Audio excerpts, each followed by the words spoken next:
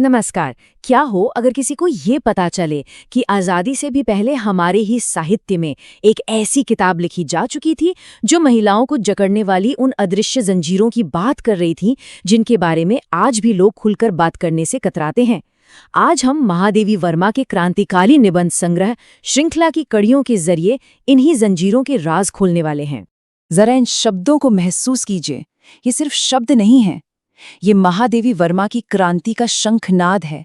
एक ऐसी भविष्यवाणी जो उस सोई हुई शक्ति को जगाने का आह्वान कर रही थी जिसे सदियों से हमारे समाज ने, हमारी व्यवस्था ने नजरअंदाज किया था। ये है वो ऐतिहासिक किताब श्रृंखला की कड़ियां। सोच कर देखिए, साल था 1942, जब दुनिया में नारीवाद की वो लहर नहीं थी जिसके बारे में हम आज बात करते हैं। तब भारत में महादेवी वर्मा एक ऐसा साहित्य रच रही थी जो भारतीय महिलाओं की उन समस्याओं की जड़ तक जा रहा था जिन पर कोई बात करने की हिम्मत तक नहीं करता था। तो इस किताब का नाम इतना खास क्यों है? आखिर ये कड़ियां या जंजीरें हैं क्या? चलिए इसके मूल विचार में और गहराई से उतरते हैं। देखिए, महादेवी वर्मा लोहे की बेड़ियों की बात नहीं कर रही थीं। वो बात कर रही थीं उन अदृश्य जंजीरों की जो दिखती नहीं पर शायद चुभती सबसे ज्यादा हैं। ये परंपरा, समाज और उस सोच के धागे हैं जो मिलकर एक ऐसा जाल बुनते हैं जिसमें महिलाओं की आज़ादी, उनके सपने, उनकी पहचान सब कुछ कैद होकर रह जाता है। अब आते हैं महादेवी वर्मा की सबसे तीखी और सटीक आलोचना पर। उन्होंने समाज के उस दोहरे चेहरे को बेनकाब किया जो महिलाओं को एक ही समय पर देवी भी बनाता है और बंदी भी।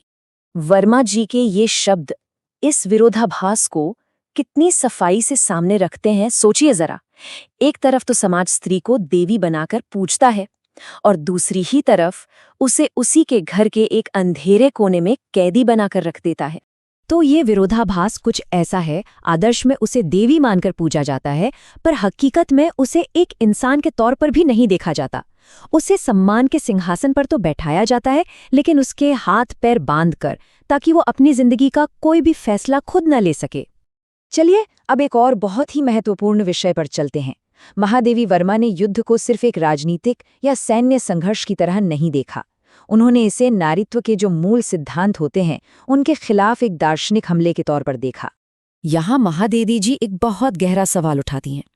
वो कहती हैं कि एक सैनिक का धर्म है विनाश करना, जबकि एक नागरिक का, खासकर एक स्त्री का स्वभाव है सृजन करना, जीवन देना, पालन पोषण करना। तो क्या युद्ध अपने मूल स्वभाव में ही जीवन देने वाले हर सिद्धांत के खिलाफ नहीं है? तो मतलब युद्ध की असली कीमत सिर्फ जाने और संसाधन नहीं है। युद्ध उन सारे मूल्यों को नष्ट कर देता है जो समाज को जिंदा रखते हैं, जैसे सृजन, पोषण और देखभाल। और क्योंकि ये मूल्य पारंपरिक रूप से नारीत्व से जुड़े हैं, इसीलिए युद्ध दार्शनिक स्तर पर नारीत्व के ही विरुद्ध एक शक्ति बन जाता है। लेकिन महादेवी वर्मा सिर्फ समस्याएं नहीं गिनाती, वो रास्ता भी दिखाती हैं। तो चलिए आलोचना के अंधेरे से निकलकर अब उनकी प्रेरणा की रोशनी की तरफ बढ़ते हैं। महादेवी वर्मा मुक्ति का एक 3 चरणीय मार्ग बताती हैं। पहला कदम, उन अदृश्य जंजीरों को पहचानो जो रोक रही हैं। दूसरा कदम, ज्ञान और आर्थिक आज़ादी की ताकत हासिल करो। और तीसरा और आखिरी कदम है अपनी पूरी क्षमता को पहचान कर जाग जाना। ये सिर्फ एक समाज सुधार नहीं, ये एक आत्मक्रांति है। और यही है महादेवी वर्मा के दर्शन का सार। उनके लिए असली आज़ादी बाहर की दुनिया में नहीं बल्कि मन के भीतर थी। उनका मानना था कि जब एक स्त्री की चेतना जाग जाती है तो फिर दुनिया की कोई भी जंजीर उसे बांध नहीं सकती। असली लड़ाई तो भीतर है।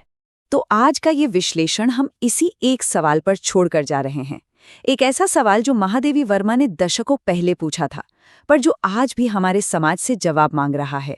क्या किसी भी इंसान का अस्तित्व सिर्फ किसी दूसरे की परछाई बनने के लिए है? इसके बारे में सोचिएगा जरूर।